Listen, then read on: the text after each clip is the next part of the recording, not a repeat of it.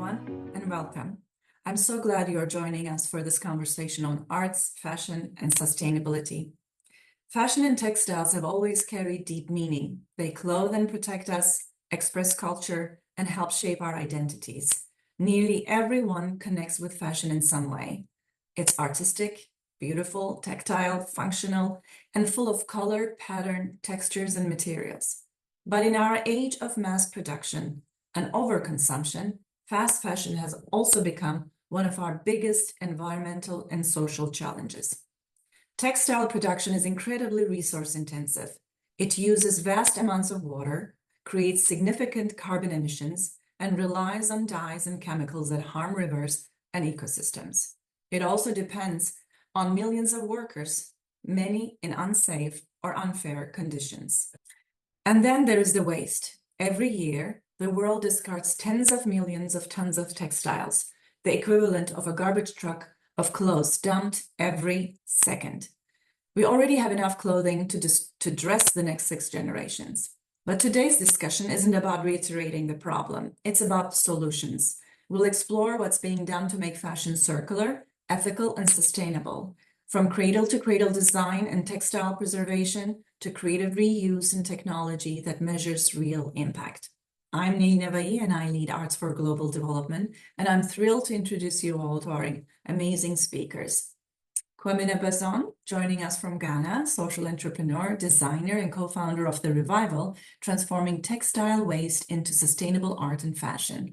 Maria Fusco, Chief Conservator at the George Washington University Museum and the Textile Museum, with decades of experience in global textile preservation. Akhil Sivanandan from the Netherlands, co-founder and CEO of GreenStory, helping brands measure and reduce their environmental impact. And Kartchner, Curator of Education at the George Washington University Museum and the Textile Museum, who leads creative and engaging programs for students and the public. Let's dive in and hear how each one of them is helping shape the future of arts, fashion, and sustainability.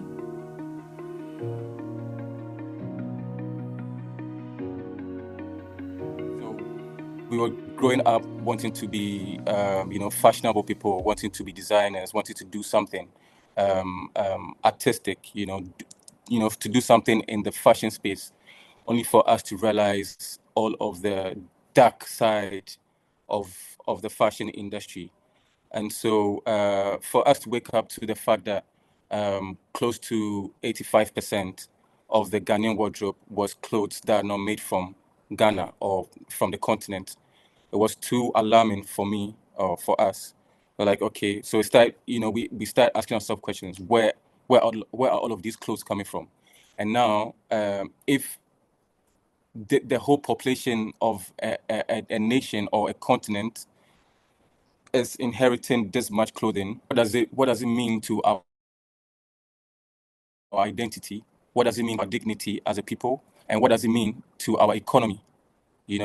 So we basically saw our local textile industry, which is the hand weaving, the kente. I don't know if you guys know about kente, but it's one of the most prestigious clothes in Ghana. It's hand woven. They are worn during special occasions like weddings, wedding ceremonies, naming ceremonies, or our batik tie and dye, which of course has also evolved from several other places like in India and all of that. But this was also a tradition that I grew up to see, and so I witnessed that industry or that space or that potential of its growth being crippled in front of my eyes, and so it just pointed to secondhand clothing. It also meant that the large population of of my people could only just afford secondhand clothing because it was a cheaper option, So I'm like, no, we can't just be pretending to be looking cool in these clothes. Fine, it's nice and all of that.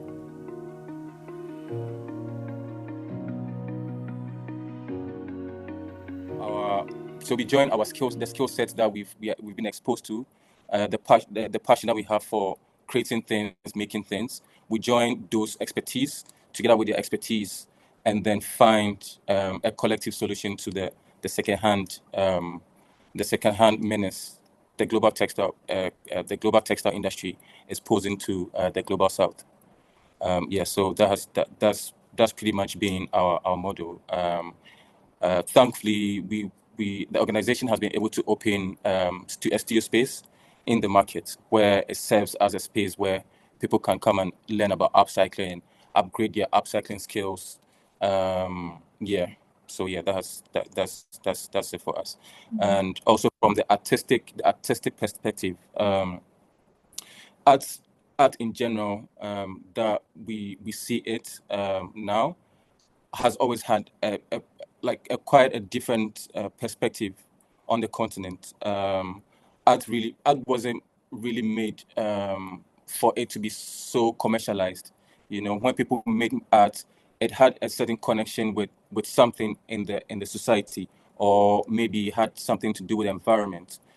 It goes as far as some of the even philosophies that is embedded in the culture, and so those are the references, or that's what drives our artistic response. We want to, when we make art, or when I make art, it has to respond to the current situation with with whatever is happening around us. If it has as the environment, as the culture, whatever it is. Also, I'm coming from a long lineage of flag makers, a tradition that has been there for several centuries. It's coming from a group of people along the central coast of Ghana, Cape Coast. So they were using Asafo flag making so basically Asafo means a group of warriors, so they are a group of people who stand for something or against something in society. So in present time, they would be probably referred to as activists, so they were using the flag making as an art form to respond to whatever was happening in society.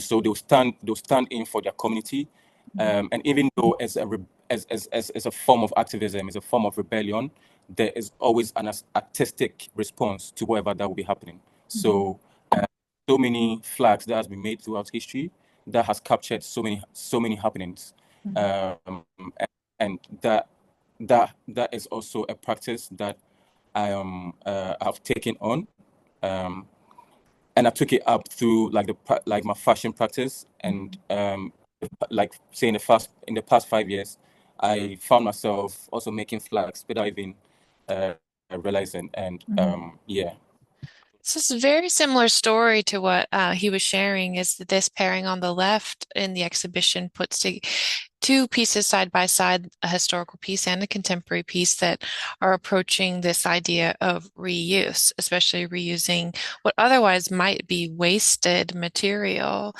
The left side is a farmer's jacket from Japan, where the threads of other textiles were, unraveled from the original pieces, but saved because this is valuable material and reconstituted into a new garment. And on the right is a designer from Nigeria, Nko Onwuka, sorry for mispronouncing, Nko Onwuka, who is a Nigerian designer, and she's also using the textile waste that comes into the continent of Africa through these donation systems that are just oversaturating these markets, but specifically mining for denim, a very popular sort of Western clothing item, but reinterpreting it with some of the techniques and concepts of traditional Nigerian weaving and indigo dyeing traditions from Nigeria to make these beautiful new designs. And I'll give you a detail of how it looks up close. So I was really thinking, about the comments just before, and this kind of reclamation of traditions, and the use of waste material or Westerners' waste as a way to be the source material for art making.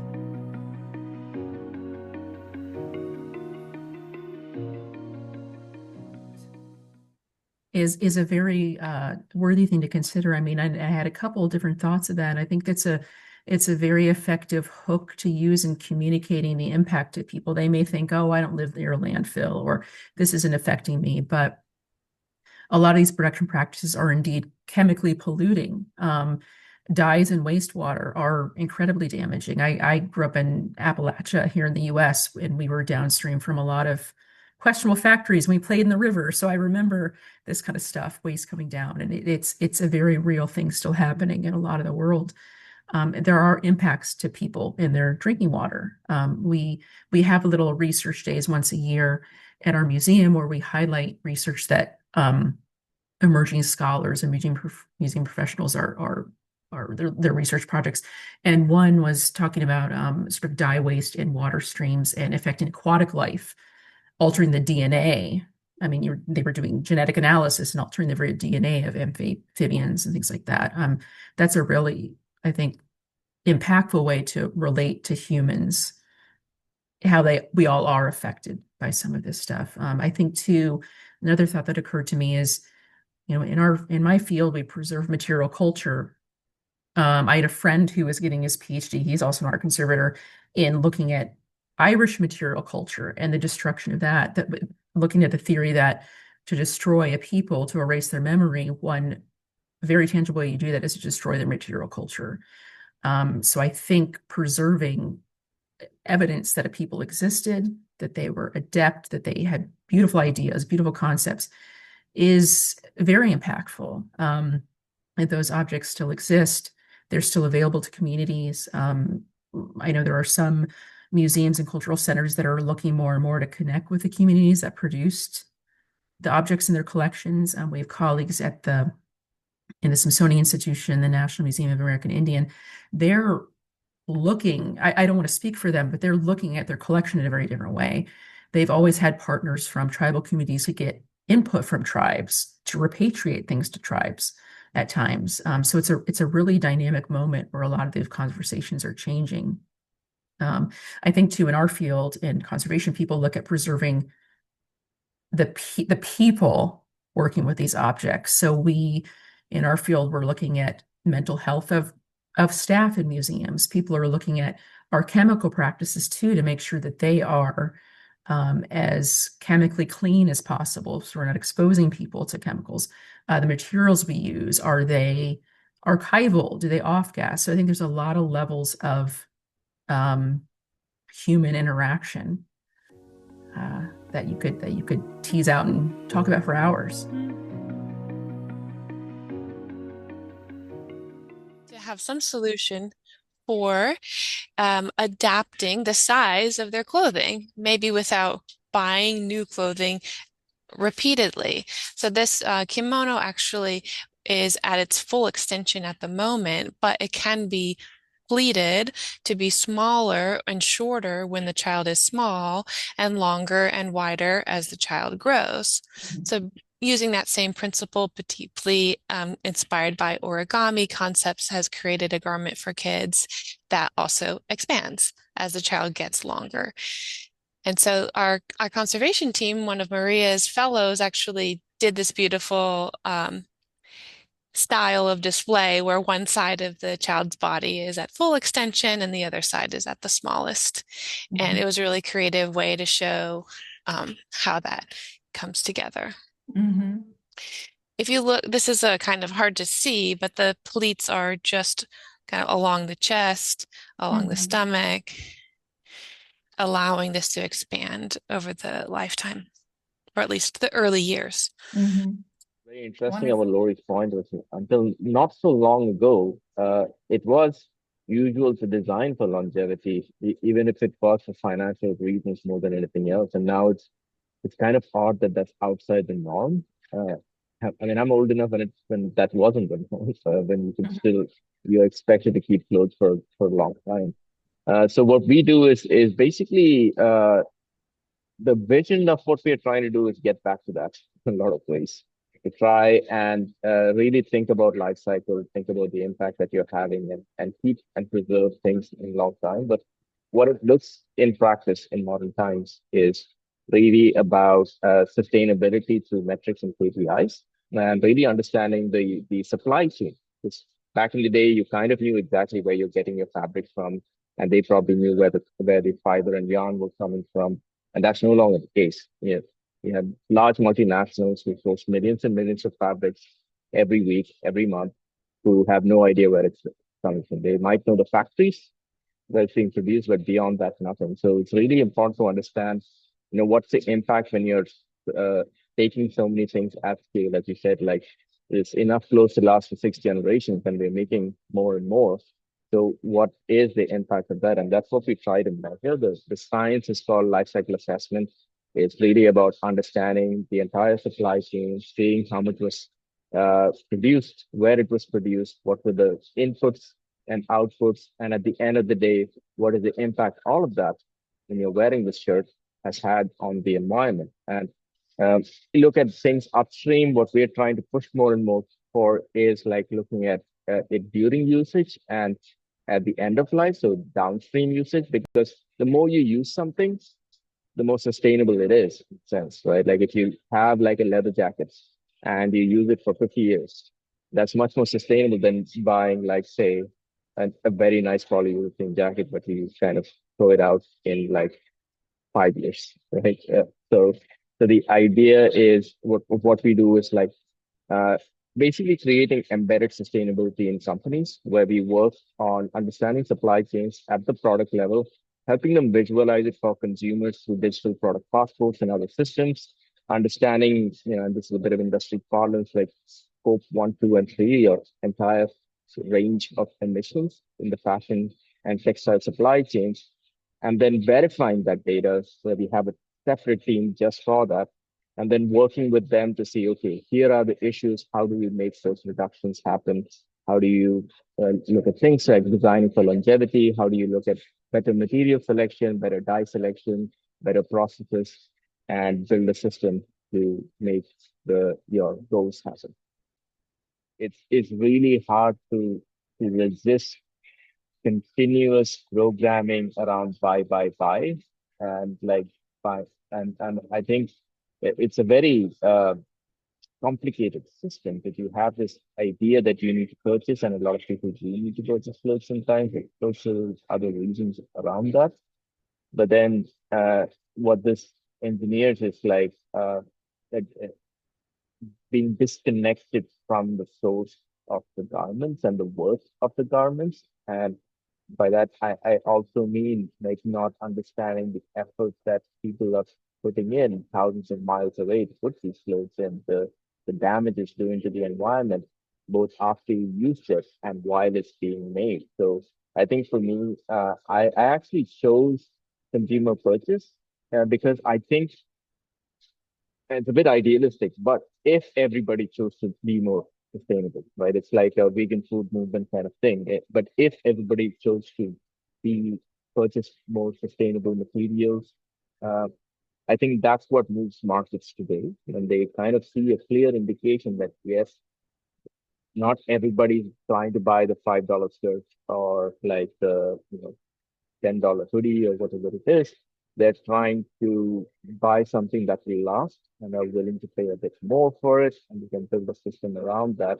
And if that is a conscious choice we make, then that's great. And that actually requires a level of physics of like critical thinking around what's going on, and the ability to ask, why am I making this purchase? And I don't mean that as an education thing. I just mean it as a mindset thing. Just getting people to stop and ask the question. And even for myself, I find it difficult, right? Because they're just like so used to not doing that. So it's like being mindful. It's a bit of an odd thing to say in like a technology term, but I think that's super important just to kind of pause.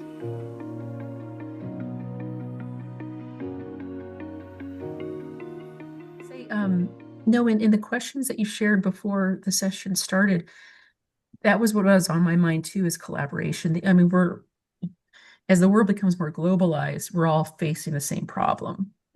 And we can either come up with solutions in separate areas, like everyone reinvent the wheel on every continent, or venues like this, I think, are perfect. And if they can be repeated, so people could continue to have these conversations, because when you're working cross-disciplinarily, which we do a lot, there are sometimes where the solution in one industry can be perfectly replicated for another industry.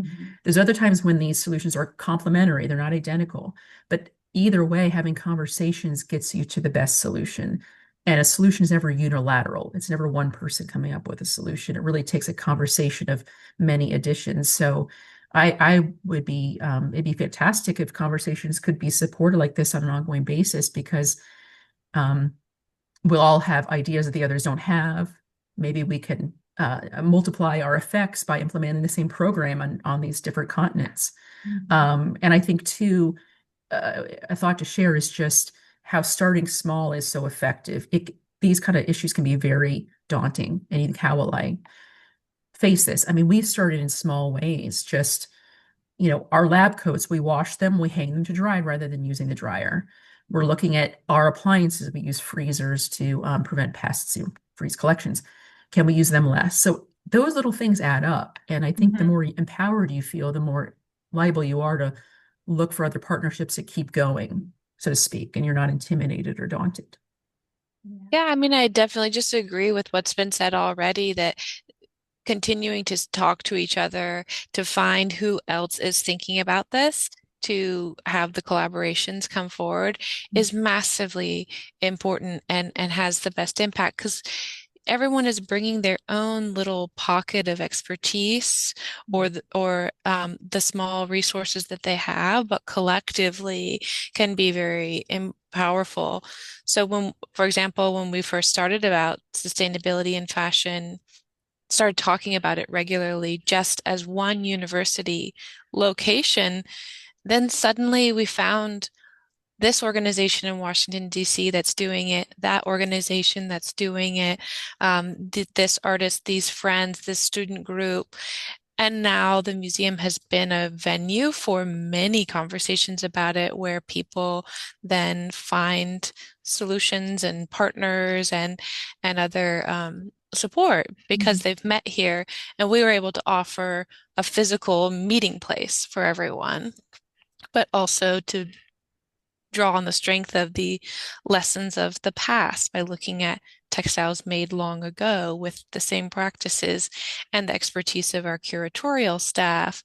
So we're, this kind of bring what you can to the table, but keeps the dialogue going, is really, really important, and just gets more people thinking about the key issues, like you said at the very beginning, that textiles take an incredible amount of of resources, labor, energy to create.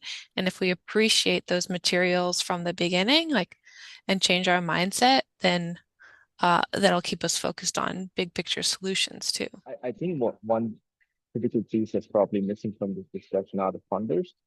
Because all of this does require a lot of financial backing to get going. But I've found a collaborative approach, and not necessarily everybody, as you mentioned, but still with this different disciplines comes in, is if they look at certain project outcomes that can come from this and pitch towards funding bodies to build those outcomes, right? So it could be like things like better take-back programs where you incorporate life cycle assessment, sorting systems, bringing brands around that, but also communities to look at how do we repair and create repair cafes and make use of secondhand clothing better, things like that, right? So I found that these kind of funding opportunities, cross-discipline funding opportunities should be really strong, and there's more opportunities for that now, as well as governments and institutions like the Laureate Foundation are realizing the need for these kind of cross-discipline systems. So I think reaching out and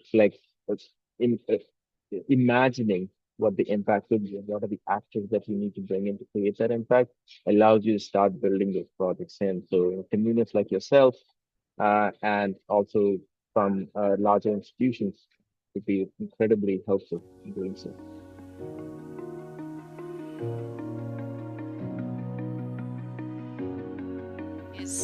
If people see all these really creative examples from designers, historical and present, then how do we help them have some tools to think about their own life, their own wardrobe, their own choices when they're building a wardrobe or adapting their wardrobe.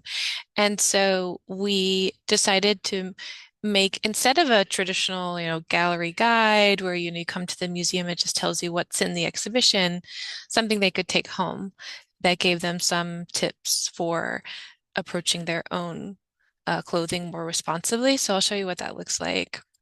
This is just the PDF version of it, but it sort of folds up into a guide we are calling Rethink Fashion, to help, especially those in our audience, which is really university student ages, where they're very interested in kind of building their identity through their wardrobe, a few things that they can hang this in their closet, and give them some basic things to think about.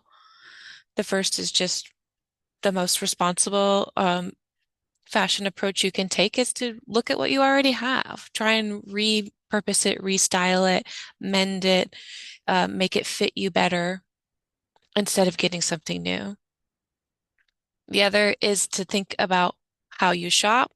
Maybe buying things that are secondhand or local can really reduce your carbon footprint, and reconsidering what happens to them after you are done. Are they going to be able to be reused, shared, recycled, donated in a way that is ultimately responsible? So we made this little guide, hopefully, to give people some reference as they go on to try and make more responsible choices themselves, but also to question or challenge the companies that they may purchase from and think, how well are they also living up to some of these aspirations? Great. Yeah, definitely to the point that we've been all kind of making, being more conscious and mindful and understanding the sourcing the materials to then what's next, what's going to happen after it's being used. I think if there's any advice I would take is that you quite simply think a bit critically about what we're doing, and I say this because there's a lot of times your past have set and you've been asked to go along with this, whether it's in purchasing, whether it's in design, whatever it is. But if you are thinking of sustainability, don't try to think of it separately, but try and bring it into your decision making and really think through on what are the decisions that you're making on a daily, weekly, monthly basis and see how you can incorporate sustainability behind that. And I think, whether you're a designer, a consumer, you know, an activist, whatever it is, you will slowly see that seep in more into your consciousness, because what we don't typically understand is we are making hundreds of decisions a day, and there are different biases and factors at play within that. And if you have to learn a new bias or learn a new, I would say, heuristic to make decisions around sustainability. For example, you have to almost code that and you have to think about it all the time until it becomes part of your nature. And I'm saying that from experience. I think collaborations can't be stressed enough. I think collaborations are, it's the best way out, because, even naturally as human beings, we are constantly collaborating without even being conscious about it. We wake up one day, for instance, I'm an artist, but I also need a doctor. I need a dietitian. I need whoever. I need an architect to build my house to live in. We always need something or someone, and so we are constantly in collaboration, right? Whether we are whether we are intentional about it or not. So now let's be intentional with our collaboration. And with the beautiful thing about textile or fashion is that, we all wear it, and so we are all engaged with it, like Akhil said.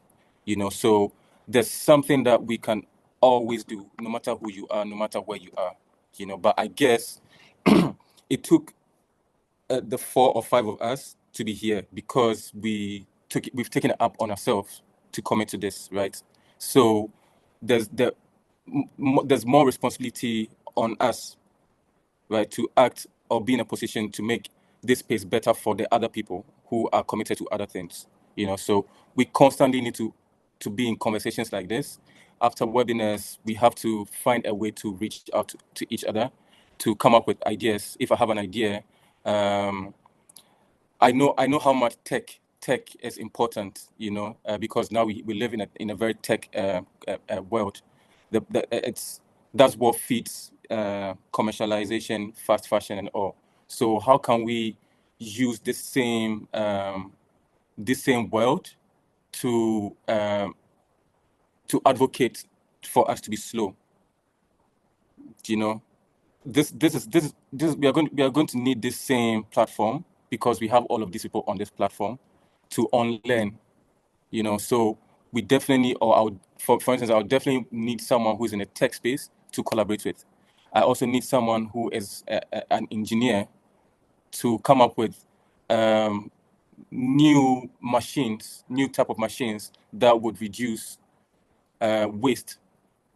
The machine by its nature, or by design, would just reduce waste. Wouldn't be in a space where it's going to be overproducing.